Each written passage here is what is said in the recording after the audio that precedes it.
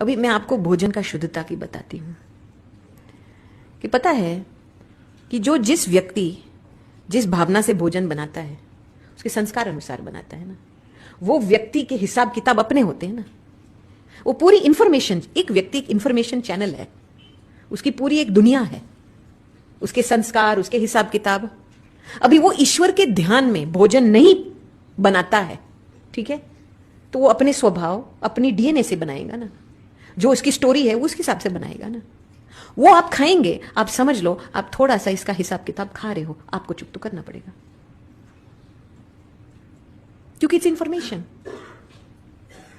आजकल आप देखो यूट्यूब पे इतने सारे ढेर क्लिप्स आ रहे हैं, इजी मनी, आपको 3 दिन में 1 करोड़ मिलेगा, 1 वीक में 5 करोड़ मिलेगा। ये गैम्बलिंग, सारा पूरा गैम्बलिंग है। ये 1 करोड़ कहां से आया है? किसी के नुकसान से आ रहा है वो 1 करोड़, किसी के लॉस से आया है। और आप बिना मेहनत से गैम्बलिंग करके पैसे कमा रहे हैं, आपको उसका कर्म का हिसाब किताब भोगना पड़ेगा। समझ में आई? बाबा क्यों कहते हैं हर चीज बाप की याद से लेकर के करो? क्योंकि जब बाबा को याद करते हैं तो हम उस कर्म के हिसाब किताब चुकतू करने का फ्लो को ऊपर दे देते हैं। उस याद में ही वो चुकतू होता है। फिर हम जो कार्य करेंगे वो औरों के भला के लिए कार्य होगा, किसी को नुकसान नहीं पहुंचेगा।